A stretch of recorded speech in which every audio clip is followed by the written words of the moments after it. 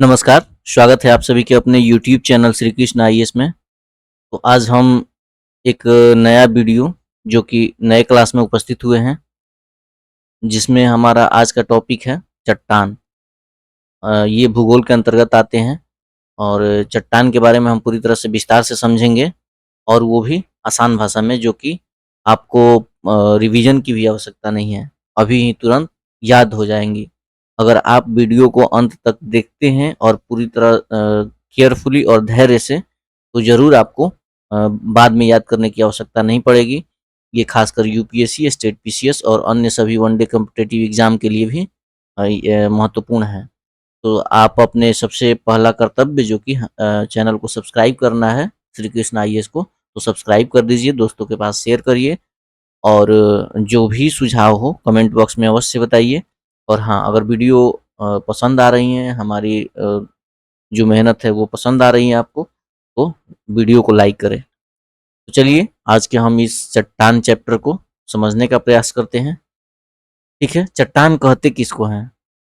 तो विभिन्न खनिजों के सम्मिश्रण से, यानी खनिज विभिन्न प्रकार के हैं जो एक प्रकार के सम्मिश्रण से मतलब एक जगह इकट्ठा होते हैं, जो कि कठोर भी हो सकते हैं और मुलायम भी हो सकते हैं। संरचना में कठोर भी हो सकते हैं और मुलायम भी हो सकते हैं, और अलग-अलग प्रकार के खनिजों का एक सम्मिश्रण होता है। इसी को हम चट्टान कहते हैं। 8 प्रमुख जो चट्टान हैं, नहीं, 8 प्रमुख जो हैं चट्टान के निर्माणकारी तत्व हैं। जैसे चट्टान निर्माण में 8 इम्पोर्टेंट फैक्टर काम करते हैं, 8 इम्पोर्टेंट एलिमेंट काम करते हैं। वो कौन-कौन सा है? ऑक्सीजन है, सिलिकॉन है, एल्यूमीनियम है जिसको Al कहा जाता है, ऑक्सीजन को O कहा जाता है, सिलिकॉन को Si कहा जाता है, आयरन है Fe जिसे कहा जाता है, कैल्शियम है जिसको Ca कहा जाता है, सोडियम है Na कहा जाता है, पोटेशियम है जिसको K कहा जाता है, और Mg है, मैग्नीशियम है जिसको Mg से सूचित किया जाता है। तो ये सभी चट्टान के निर्माण में सहयोग करते हैं, चट्टान का निर्माण करते हैं। ठीक है, 24 खनिज को चट्टान निर्माता खनिज कहा जाता है। ये दोनों इंपॉर्टेंट हैं। ठीक है, चट्टान निर्माणकारी तत्व कौन कौन से हैं? तो ये 8 हैं। 24 जो खनिज हैं उनको चट्टान निर्माता खनिज कहा जाता है, जिनमें 6 प्रमुख हैं, और 24 को तो याद रखना पॉसिबल है नहीं, और ना हमारे लिए बताना पॉसिबल है, ना आपके लिए याद करना पॉसिबल है, और ना एग्जाम में पूछे जाते हैं। तो क्यों हम अपने ऊर्जा शक्ति को और टाइम को बर्बाद करें? तो 6 प्रमुख हैं जिनको आपको याद रखना चाहिए। पहला है फेल्सपार, दूसरा है क्वार्ट्ज, तीसरा है पायरानसिस, चौथा है अभ्रक, पांचवा ओलिविन।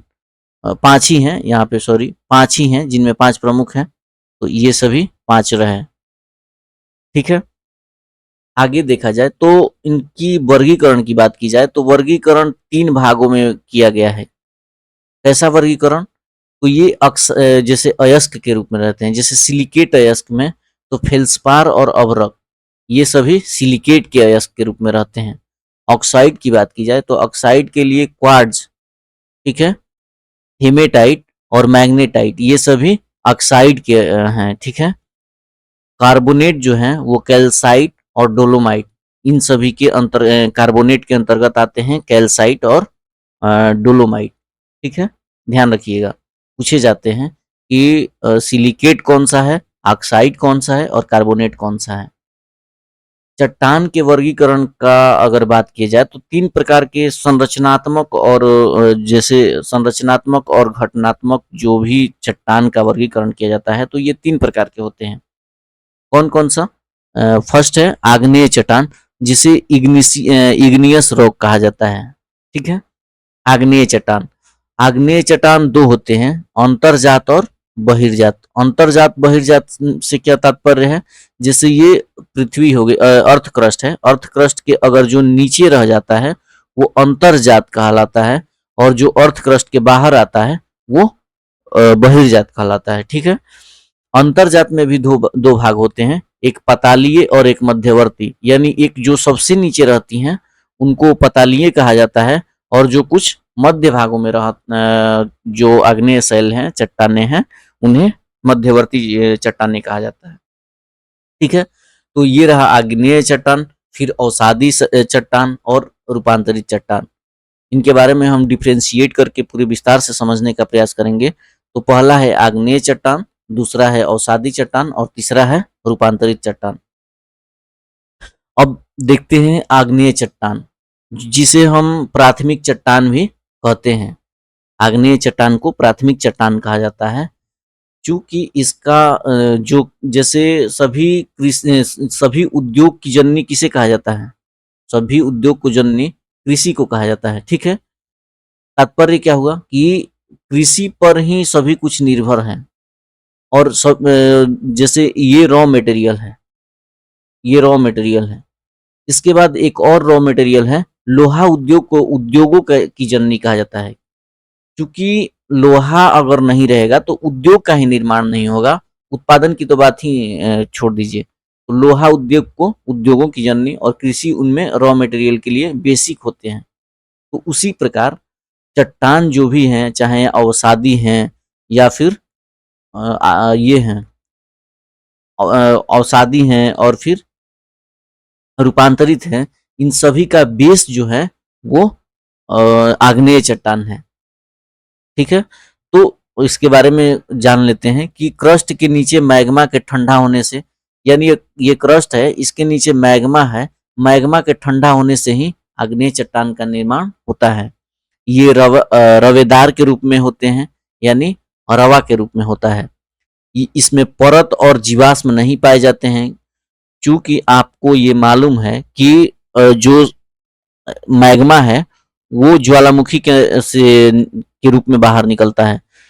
ज्वालामुखी, तो ज्वालामुखी के रूप में बाहर निकलने में जीवाश्म की उपस्थिति तो पॉसिबल ही नहीं है, इसलिए इसमें जीवाश्म नहीं होगा और इसमें परत नहीं होगा।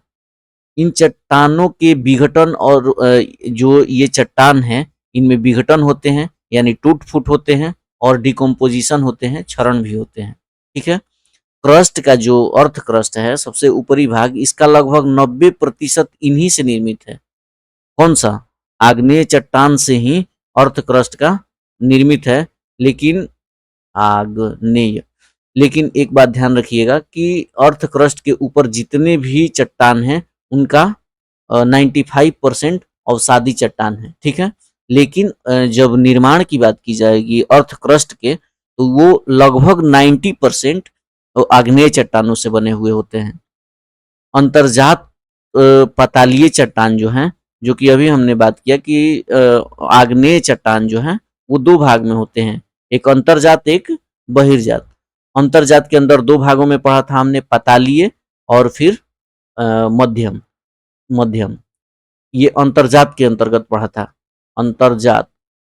ठीक है, तो ये अंतर्जात, यही जो पतालीय है, पतालीय जो चट्टान है इसका उदाहरण ग्रेनाइट है, यानी सबसे नीचे आग्नेय चट्टानों में जो सबसे नीचे होता है वो ग्रेनाइट होता है।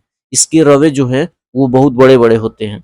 जैसे ये यूपीएससी में भी कहीं पूछा जा चुका है कि जो ग्रेनाइट है वो अंतर्जात है कि बहिर्जात है कि मध्यवर्ती चट्टान है। तो ध्यान रखिएगा कि इसको स्टेटमेंट बेस्ड में क्वेश्चन पूछे जा सकते हैं कि अंतर्जात पतालीय चट्टान कौन सा है? ग्रेनाइट। हम लोग अभी चट्टान के बारे में जो कि अंतर्जात हैं वो बहुत सारे पढ़ेंगे, लेकिन पतालीय चट्टान अगर पूछा जाएगा तो ग्रेनाइट होगा। वही अगर मध्यवर्ती, जो अंतर्जात के अंतर्गत मध्यवर्ती हमने पढ़ा था, उसका उदाहरण अगर देखा जाए तो लैकोलिथ है, फैकोलिथ है, लोपोलिथ है, बैथोलिथ है, सील और डाइक है। ठीक है, इन सभी का, ये सभी मध्यवर्ती अंतर्जात ये चट्टान का उदाहरण है। बाह्य आग्नेय चट्टान, यानी अब हम अंतर्जात से अब बाह्य की ओर अगर बढ़ते हैं तो बाह्य आग्नेय चट्टान में बेसाल्ट है, जिससे रेगुर मृदा, जिसे काली मृदा कहा जाता है, जो कि कपास के उत्पादन के लिए महत्वपूर्ण है, इसे कपासी मृदा भी कहा जाता है। तो काली मृदा या फिर कपासी मृदा या फिर रेगुर मृदा, इन सभी का निर्माण बेसाल्ट चट्टानों से होता है, जो कि बाह्य आग्नेय चट्टानों का ही एक उदाहरण है।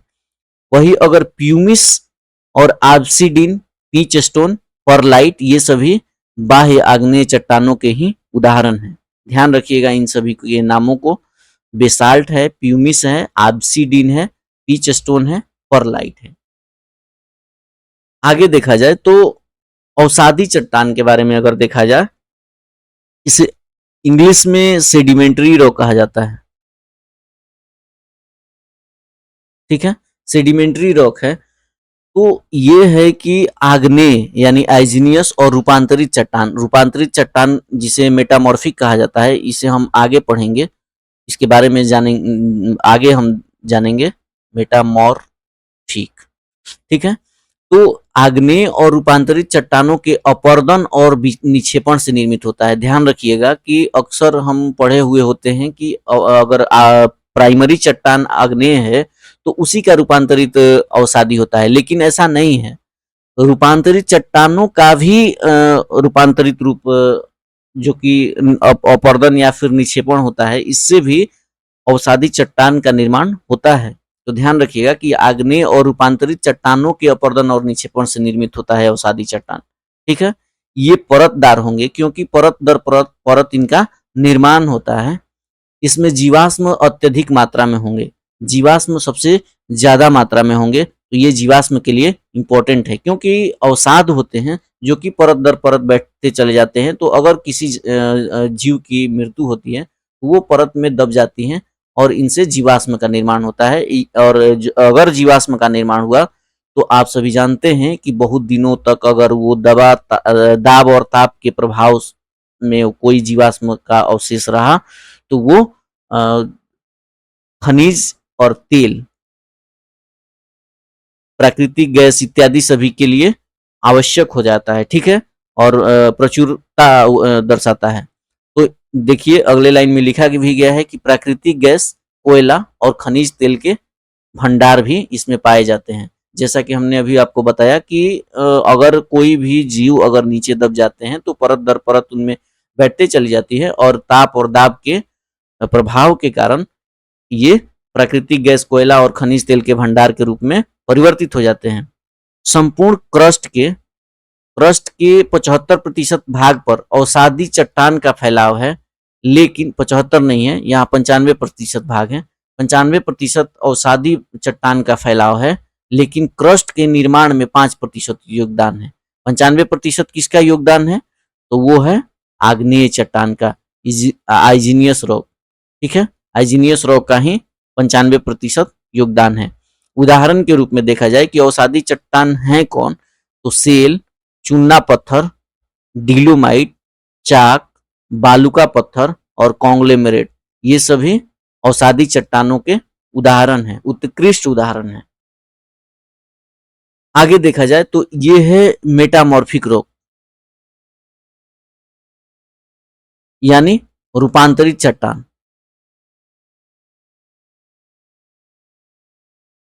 ठीक है, रूपांतरित चट्टान किसे कहा जाता है? तो ताप और दाब के कारण आग्नेय एवं अवसादी चट्टान, दोनों चट्टान आग्नेय और अवसादी चट्टान की संगठन या निर्माण जो होता है उसमें तथा स्वरूप में, निर्माण में और स्वरूप में यानी प्रकृति में परिवर्तन हो जाता है या फिर रूपांतरण हो जाता है। उसके फलस्वरूप रूपांतरित चट्टान प्राप्त होते हैं। ये सर्वाधिक कठोर होते हैं क्योंकि रूपांतरण हुआ रहता है इनका। इनमें जीवाश्म रहित है, यानी इनमें जीवाश्म नहीं पाए जाते हैं क्योंकि रूपांतरित हुए रहते हैं, तो इनमें जीवाश्म की कोई चांस ही नहीं बनता है। तो केवल अगर जीवाश्म के बारे में पूछा जाए तो आपको बेझिझक जवाब देना है अवसादी चट्टान। ध्यान रखिएगा। ठीक है, और परतदार में भी अवसादी को ही, और रवादार अगर बात किया जाएगा तो रवादार में आग्नेय। ये सभी जो टर्म हैं ये पूछे जाते हैं, रवादार पूछे जाएंगे, परतदार पूछे जाएंगे, जीवाश्म पूछे जाएंगे, तो ध्यान रखिएगा। उदाहरण के तौर पे अगर देखा जाए तो नीस है, सिस्ट है, संगमरमर है, क्वार्टजाइट है, स्लेट है, फाइलाइट है, सर्पेंटाइन है, इत्यादि सभी उदाहरण हैं मेटामॉर्फिक चट्टान के। ठीक है, आगे देखा जाए कि अवसादी से रूपांतरण होता है रूपांतरित चट्टानों में। किससे? अवसादी से। कुछ अवसादी चट्टान हैं जिनका रूपांतरण रूपांतरित चट्टान में होता है, उनके बारे में देख लिया जाए तो सेल का रूपांतरण होता है स्लेट में, चूना पत्थर का रूपांतरण होता है संगमरमर में, डोलोमाइट का रूपांतरण होता है संगमरमर में। जैसे चूना पत्थर और डोलोमाइट दोनों एक ही हैं, चूना पत्थर प्लस डोलोमाइट है, तो इनका रूपांतरण संगमरमर में होता है। और चाक प्लस डोलोमाइट होते हैं, इनका भी रूपांतरण संगमरमर में होता है। बालुका पत्थर का रूपांतरण क्वार्टजाइट में और कॉन्ग्लोमेरेट का रूपांतरण क्वार्टजाइट में होता है। आगे देखा जाए कि आग्नेय जो चट्टानें हैं उनका रूपांतरण भी रूपांतरित चट्टानों में होता है। जैसा कि हम जानते हैं कि रूपांतरित चट्टान तो रूपांतरण का ही रूप है। तो अभी हमने पिछले पेज में देखा कि अवसादी का रूपांतरण रूप हमने ये देखा है कि स्लेट होता है, संगमरमर होता है, क्वार्टजाइट होता है। इतने सारे अवसादी चट्टान इतने सारे रूपांतरित चट्टानों में परिवर्तित हो जाते हैं। उसी प्रकार अगर आग्नेय चट्टान की बात की जाए तो आग्नेय चट्टान में ग्रेनाइट रूपांतरित होकर नीस चट्टान में परिवर्तित हो जाता है और बेसाल्ट जो कि एम्फीबोलाइट और सिस्ट में परिवर्तित हो जाता है। ठीक है, इतना तो समझ में आ गया होगा। फिर ऐसा है कि रूपांतरित चट्टान भी अपने संगठन बहुत सारे प्रेशर और टेम्परेचर के प्रभाव में ये भी अपना रूपांतरण कर लेते हैं। तो यानी रूपांतरित चट्टानों का भी रूपांतरण हो जाता है, जिससे एक नया रूपांतरित चट्टानें बनती हैं। स्लेट है जिसको फाइलाइट में जो बदल जाती हैं, फाइलाइट है जो कि सिस्ट में बदल जाती हैं, और गैब्रो चट्टानें हैं जो कि सर्पेंटाइन में बदल जाती हैं। ठीक है, तो सर्पेंटाइन हमने अभी पीछे भी देखा है। ठीक है, सर्पेंटाइन उदाहरण के रूप में देखा है, तो वही सर्पेंटाइन है जो कि निर्माण हुआ है। अब बात किया जाए कि ध्यान दिया जाए तो तीनों एक दूसरे से जुड़े हुए हैं। कैसे? तो देखिए, अवसादी जो चट्टानें हैं ये दफन, ताप और दाब के प्रभाव में रूपांतरित चट्टानों में बदल जाते हैं। रूपांतरित चट्टानें संलग्न होकर आग्नेय चट्टानों में, यानी जब एक सबडक्शन जोन होता है 100 किलोमीटर या फिर 100 से 200 किलोमीटर के बीच में सबडक्शन जोन होता है, उसमें चट्टानें नीचे जाती हैं, फिर सबडक्ट होकर एक ज्वालामुखी रूप ले लेती है, फिर बाहर की ओर आती है तो आग्नेय चट्टानों का रूप धारण करती है। रूपांतरित चट्टान भी ऐसा ही होता है। फिर अवसादी चट्टानों का भी आग्नेय चट्टानों के रूप में रूपांतरण होता है, क्योंकि अवसादी चट्टानें भी तो सबडक्शन जोन में जा सकती हैं, तो इसलिए इनका भी सबडक्शन होता है और आग्नेय चट्टानों के रूप में परिवर्तित हो जाती हैं। तो आग्नेय चट्टान जो है वो अवसादी चट्टानों में बदलती हैं उत्थान, अपक्षय और अपर्दन के प्रक्रिया से होकर। अगर इतने प्रक्रिया से होकर गुजारा जाए तो ये अवसादी चट्टानों में बदल जाती हैं। अवसादी चट्टानों को दफन, ताप और दाब के अगर प्रभाव से गुजारा जाए तो ये रूपांतरित में बदल जाती हैं। और रूपांतरित चट्टानों को अगर संगल यानी नीचे सबडक्शन जोन में अगर लाया जाए तो ये आग्नेय चट्टानों में बदल जाती हैं। उसी प्रकार अगर अवसादी को आग्नेय में बदलना है तो दफन, ताप, दाब का प्रयोग करना होता है। रूपांतरित चट्टान को अगर अवसादी में बदलना होता है तो उत्थान, अपक्षय और अपर्दन के रूप में प्रभाव में लाना होता है। और आग्नेय को अगर रूपांतरित चट्टानों के रूप में लाना होता है तो पुनर्रवाकरण यानी रवाकरण के रूप में बनाना पड़ता है। तो ये सभी हमने रूपांतरण के रूप देखे, ताकि ये एक साइकिल है जो कि एक दूसरे में कन्वर्शन होते रहता है। इससे हमें ये समझ में आता है कि चट्टानें मतलब कि रूप बदलती हैं, जैसा जैसा वो प्रभाव में आती हैं वैसे वैसे रूप को बदलती जाती हैं। ठीक है, तो आप हमें जरूर बताइएगा कि ये वीडियो कैसा लगा। ठीक है, और हाँ, इससे संबंधित जितने भी MCQ हैं या फिर PYQ हैं, जिस भी आप एग्जाम की तैयारी करते हैं जिसमें भी ये चट्टान नामक टॉपिक पूछे जाते हैं, उनका PYQ लगाइए। और जो नहीं अगर बाय द वे आपको लगा कि ये क्वेश्चन हमें इस वीडियो से छूट रहा है तो आप कमेंट बॉक्स में अवश्य बताइए, हम उसको सुलझाने का प्रयास करेंगे। ठीक है, हमारा ये प्रयास कैसा लगा आपको? अगर अच्छा लगा तो वीडियो को लाइक करें, चैनल को सब्सक्राइब कर लें और अपने दोस्तों के पास शेयर जरूर करें। ये बहुत इंपॉर्टेंट एलिमेंट होता है ताकि हमारा मोटिवेशन और अप हो सके। मोटिवेशन के लिए ताकि हम निरंतर कार्यरत रहें। ठीक है, आप इसके पीडीएफ को श्री कृष्ण